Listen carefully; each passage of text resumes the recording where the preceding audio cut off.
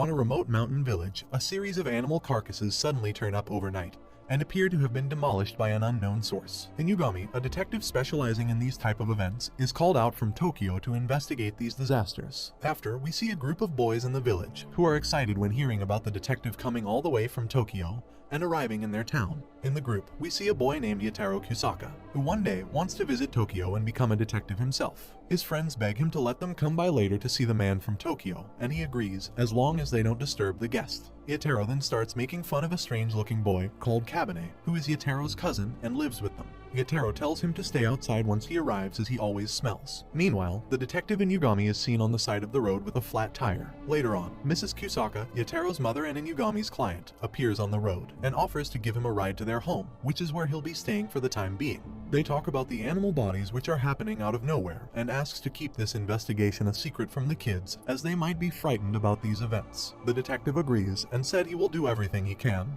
to keep the peace in the village. At the villa, Inugami sees Kabane working in the fields and greets him. However, Kabane doesn't say a word and just bows, making Inugami believe he's shy or perhaps a hard worker who doesn't want to be disturbed. At night, Inugami is relaxing in the hot springs, and Yataro comes in and offers to wash his back. Inugami then asks Yataro about the boy he saw in the fields. Yataro tells him he's called Kabane, also known as Dorotabo, nicknamed after a yukai, and he always works outside in the fields. Apparently, Kabane was born with a very bad smell, so no one will ever approach him or want to talk with him. He's also been abandoned by his parents, and ever since then, Yataro's mother took him in. After his bath, the detective asks Mrs. Kusaka that he no longer wants her son Yataro to serve him, and requests for Kabane to attend to him instead. In the morning, Kabane makes coffee for Inugami, and after talking for a little, Inugami asks the boy if he had seen anything strange recently, as he knows Kabane is always out late working on the fields. Kabane reveals to Inugami that he knows about the dead animals which have appeared recently, and that he's actually the one who has to get rid of the corpses. He explains to Inugami that these events normally happen on the night of the new moon, and that the next new moon will be in 5 days, so that will most likely be the next event. After, they both wait for the next new moon, and during these days the detective spends most of his time helping Kabane with his daily chores. Until one day, Inugami notices a necklace on Kabane and asks him what it was. Kabane tells Inugami he doesn't know what it is, but he's had this necklace on him ever since he was born, and it most likely belonged to his parents. He explains that he was probably abandoned by them, but he's been carrying this stone his whole life. However, Inugami recognizes the symbol on the stone, and told Kabane that he is incorrect about what this stone is, and tells him it's called a life stone. He told the boy that this stone has a special component in it, which can only form under special circumstances. As it's so precious, his parents wouldn't have left it on him without reason, meaning that he wasn't actually abandoned. The detective goes on to ask Kabane if he would like to meet his parents one day, and thinks he might be able to track them down if he wishes. On the night of the new moon, Kabane is waiting outside for Inugami, but he's then confronted by Yataro, who's jealous of the attention he's receiving from the detective, and begins to shout at Kabane, saying he's not special and that he only wants to ruin his chance to go to Tokyo. While enraged, Yataro rips off Kabane's necklace, causing the boy to turn into a demon monster. Yataro sees his transformation and quickly ran away screaming.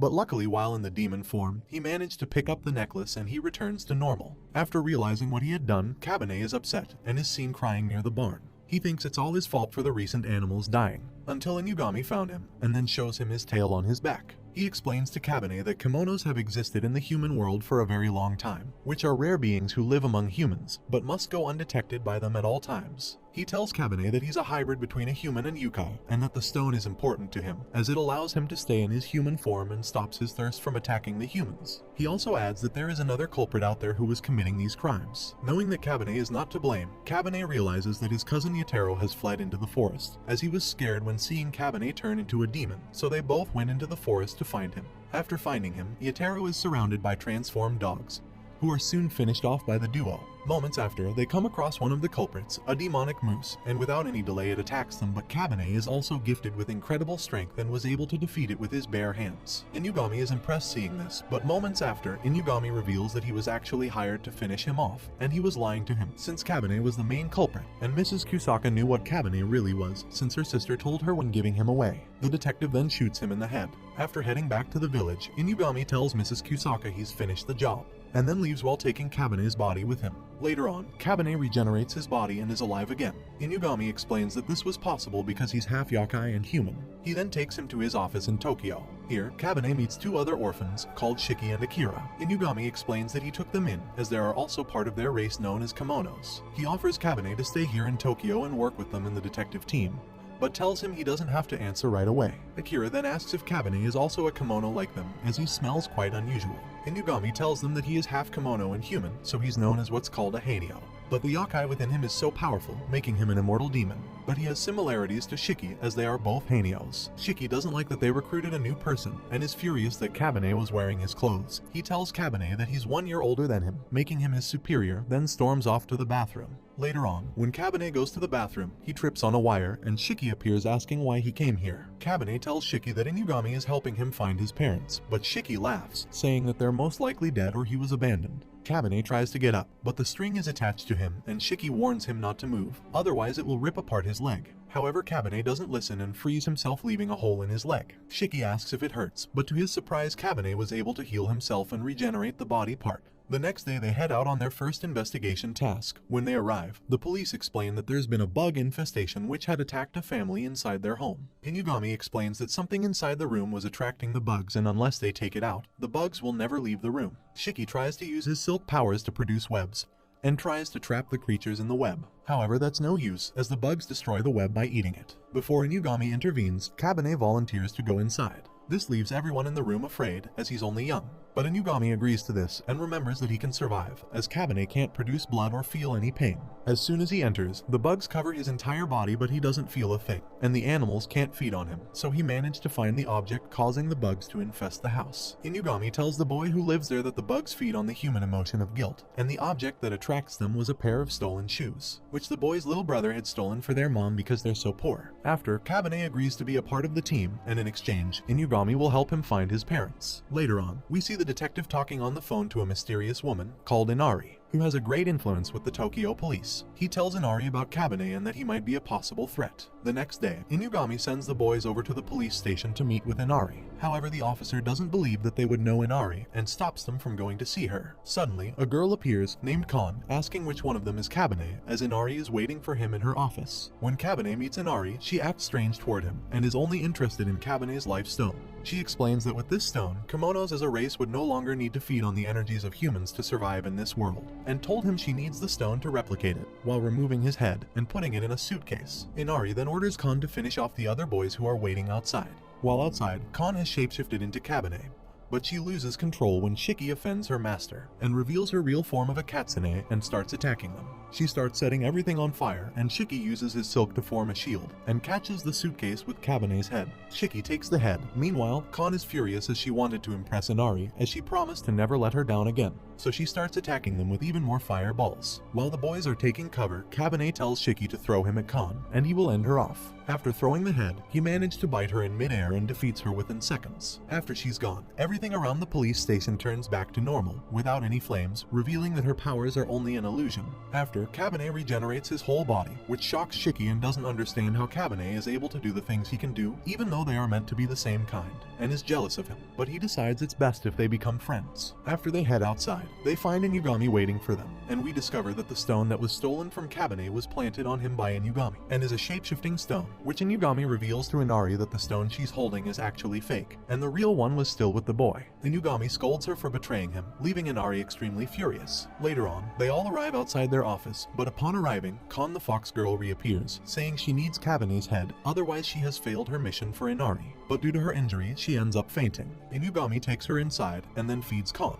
Later on, Inugami is confronted by Kon, who still is requesting for Kabane's head, otherwise she can't return to her master Inari. So Inugami tricks her instead by transforming an orange fruit into Kabane's head, and after dismisses her. Shiki points out that when she finds out it's fake, she will be back with revenge, but Inugami doesn't think she's a problem. Meanwhile, Kabane receives a new job from Inugami, which is to head down to the riverbanks and investigate some deaths that have happened by supernatural entities near the sewers. Akira and Kabane arrive at the sewers, and Kabane asks Akira what his powers are. He told him he can turn water to ice, but he's terrible at forming his powers in stressful situations. Suddenly, both of them are attacked by a giant frog man, and it captures Akira, but Kabane manages to free him. Before the frog attacks again, a tanuki appears, who is Inugami's messenger, and gives them a letter along with a pouch and a container with blood. The message from Inugami states that the frogs are kimonos, who are the main culprits of the recent deaths happening in the city and have gone rogue against their race and have lost all their pride as a kimono. Inugami said that the blood that came with the letter is to attract the frog-like creatures, and he wants Kabane to draw them out and eliminate them all to keep the people of the city safe. Akira is scared upon hearing that they have to fight them, but but he then remembers the reasons he came to Tokyo, which was to face his fears and become a stronger person, so he decides to stay and help Kabane. Akira releases the demon blood into the water, and the frogs come rushing towards them. Kabane fights with them alone, as Akira is having issues and has no courage at all. However, Kabane is really strong and has several moves to fend off the creatures, but then he gets overrun as there are too many of them. At that moment, Akira remembers how everyone treats him like he's a weakling, and wants to change everyone's mind about him, and he suddenly releases a huge ice attack against the creatures, freezing them all and defeating every last one of them.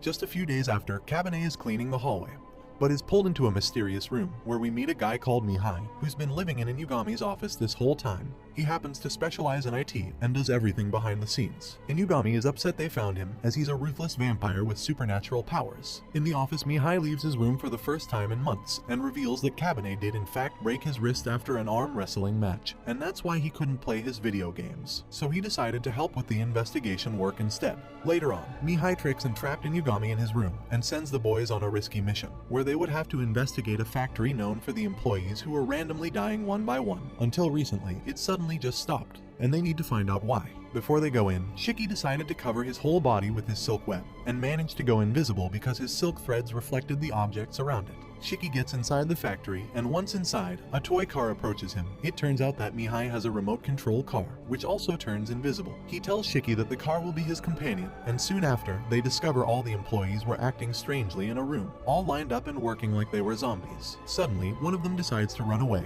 but is found by the manager. He is then taken to a room where another woman transforms into a mosquito kimono and feasts on his brain, making him go back to work. But he's unable to use his brain, so he will work endlessly. Shiki is afraid of the mosquitoes and said he can't face all three of them. Mihai disagrees and wants to face them, so Shiki tries to get out of there. But Mihai uses the toy car to create a commotion, and the woman steps out and found the toy car. The one who found the car quickly hides it away and tells the others that there was nothing out here. But they seem to distrust the woman, and the leader wants to search the area. Then the mosquitoes use their kimono abilities to find the invisible Shiki. However, Mihai uses the car to electrocute it, saving Shiki's life. Shiki, however, can't move, and is now frozen in place, and Mihai realizes that Shiki must have gone through some traumatic incidents throughout his childhood and only puts on a front to seem like he's tough, but in reality he's always afraid. However, Shiki finally comes to his senses and uses his silk again to camouflage himself, and silks up the entire room, releasing different toxins into the air to confuse the kimono, learning how to trap it and knocks it out. At the same time, the other two boys appear to help Shiki, and Kabane is carrying the mosquito's sister and tells Shiki he easily defeated her. Soon the boss mosquito arrives. She feeds off the brains of the two sisters, appearing to be even stronger than before and knocking down Akira and Shiki. The only one remaining is Kabane, and after receiving advice from Mihai on how to use his kimono powers properly,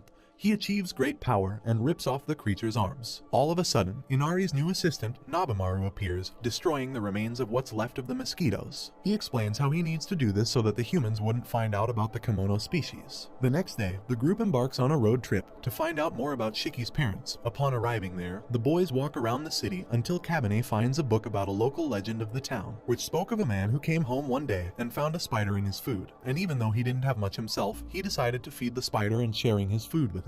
The next day when he woke up, the poor man's home was full of golden webs, which he then sold and became rich, living happily ever after. While looking at the book, we see a mysterious girl with pink hair staring at Shiki. Then Inugami comes along saying he found Shiki's uncle, so they all head into the forest, where the man tells them that the boy's father had died while his mother was pregnant with him, and then his father died from a disease when Shiki was only 5 years old. At night, while they were in the bathroom, Nabamaru arrives and invites them to explore the forest, to try to bring the group closer together as they were starting to feel separated from one another. However, while in the forest, Shiki starts to remember the times that his mother went into the forest to get to work, and told him to stay behind. He then follows the path she took and the others follow him, and are worried about where he's going. After, Shiki arrives at a hut, and at the same time, remembers his mother going into the same hut, and has a flashback of the time he followed her one night and saw something horrifying when opening the door. His mother was breeding with a large demon Kamino, and some sort of experiment going on, which is why Shiki has been traumatized all this time while growing up. Inugami takes Shiki's uncle into the forest to talk with him, and without much pressure at all, the man revealed to him that he participated in the experiments on Shiki's mother using several kimono creatures, until a kimono was born with the mutation of producing the golden silk. He found out that the golden silk was capable of restoring human cells, and that he would make a fortune off of it. But the man didn't realize that Shiki had heard everything his uncle said on a phone call, and Shiki appears out of the darkness trapping his uncle in a tree, and is ready to finish him off. However, at that moment, a giant Kamino appears and tries to eat Akira, but then bites Inugami's hand, which is now poisoned. and the group is surrounded by swarms of kimono creatures, so they end up separating. While the creatures corner them in, Shiki's uncle explains how these are Shiki's brothers and sisters as a result of the experiments that they done. Soon after, all the creatures begin to speak with the voice of his mother, and that makes the boy collapse. Back with Inugami, the mysterious young woman appears named Aya, and calms down the angry kimonos after she leads the pair of them to the lake, which heals Inugami's arm. Meanwhile, Shiki continues to be heartbroken when hearing his mother's voice from all the demons, and is sad about what his uncle has done to his family, thus making him weak and unable to find the strength to fight. So he orders Kabane to kill them all for him. We then see Kabane transform and begins to fight against all the monsters, and with the help of Nabamaru, he defeats the creatures, also including a giant kimono. After that, the fight ends, and Kabane throws Akio down and asks Shiki if they should finish him. But Shiki said that even if they were to kill him, this still wouldn't bring his family back, and decides not to do it. Suddenly, Aya arrives to the scene and asks Akio, her father, where he hid the cocoon that she had made. Apparently, the cocoon is being used to produce the golden silk. So Inugami decides to call Mihai, and with the data he's collected over the past year from investigating Akio, he can conclude the 4 places that Akio visits the most.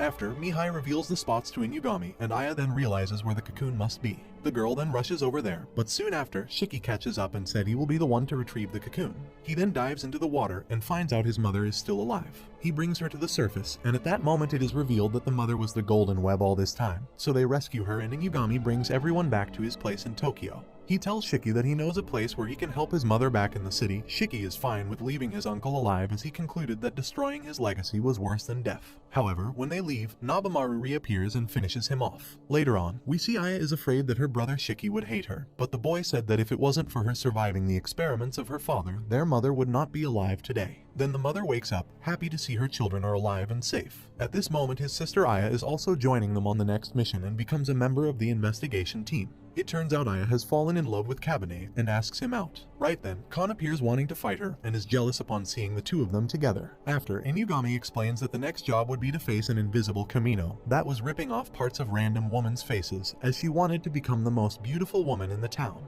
Once they arrive, the fox girl is saddened by the attention the boy was giving to the Aya and stays behind, where she starts to hear a voice asking to help her. Then an invisible force pulls Aya's hair, and so Kabane punches the air to save her. After, a Kamino appears named Katanashi, who reveals she's been ripping off certain parts of girls' faces to become the most beautiful girl in order to conquer a boy's heart who worked in the nearby store. Suddenly, Kon ends up losing control and attacks Aya. However, Kabane defends her, and so Kon runs back to the office crying. Back at the office, Inugami is informed that the task had been solved when Aya managed to form a human body for Katanashi, so she promised she wouldn't attack anyone else ever again. At night, Kabane searches for Kon at the forest and comforts her. On the other side, Inugami accompanies Kuni, where she secretly was honoring her other deceased kimono children. Later on, we are introduced to Yuri, the twin brother of Akira, who in his thoughts remembered the times from when they were both born, and all their needs were taken care of by the women of the village. It's a rare thing for kimonos to be born as twins, as this only occurs every 100 years, so the mother always was strict and kept them indoors, and they never got to see their father, who was locked in a hut outside.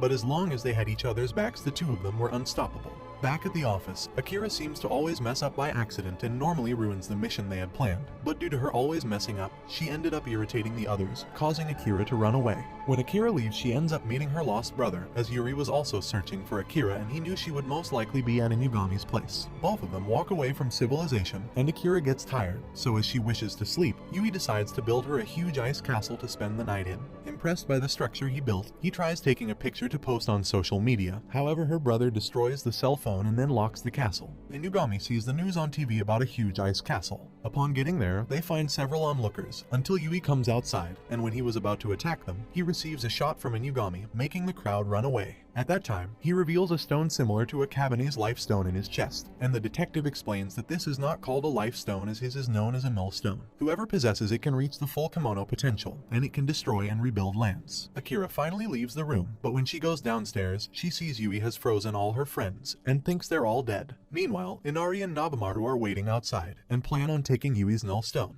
Yui has a flashback from when he and Akira were younger, and Yui was named the head of the ice village. Yui has been through various traumas, while Akira was always just the innocent one. Meanwhile, Kabane manages to free himself as he produces more body heat. After freeing himself, he said that he had to find a way to defeat Yui, but Akira, in the intentions of preventing a fight happening between his brother and friends, pretends that it was his plan from the beginning, and said she hates Kabane and loves her brother and wants to live with him. And as soon as his brother returns, he leaves with him willingly, leaving his friends behind. After that, Inari appears in the castle, ordering Cabane to help her steal the Null Stone, and said to Cabane that the artifact could be intertwined with his parents. He agrees to helping her and said that if she's lying about his parents just to get the stone, he will deal with her in a different way. Before leaving, he said he needs to wait until his friends are unfrozen.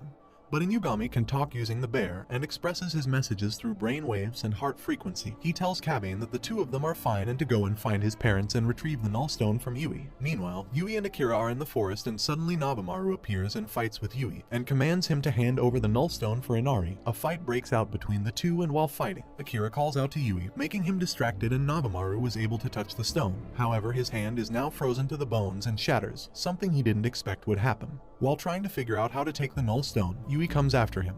But suddenly, Cabane quickly defends him and the two of them devise a plan on how to beat Yui. Nabamaru sets Cabane on fire, and Cabane is told to use his regeneration power to constantly heal up, and that way they can defeat Yui's ice with their fire power. After seeing Cabane as an overpowered fireball, Yui covers his body with ice armor. Meanwhile, Akira is still stuck in the ice cage and comes to realize that the fog in the air is just water, so he can build up a huge ball of ice to free himself. Meanwhile, both Cabane and Yui are fighting continuously, but Nabamaru notes that if the flames overpower his regeneration skill, then his body will collapse. He told Cabane that he has to do 3 special hits against Yui to defeat him. He then uses his entire strength to produce the 3 simultaneous hits, and during his final hit, Akira quickly jumps in to save Yui. After, she explains that the stone is feeding off of his energy and is also protecting Akira this whole time. However, she then rips the stone out of his body so he can live, which gives her all of Yui's memories. At that moment, Cabane's body regenerates and he helps Akira revive her brother by merging his life stone with the Null Stone. After the stone falls to the ground, and Inari takes this opportunity to steal the stone.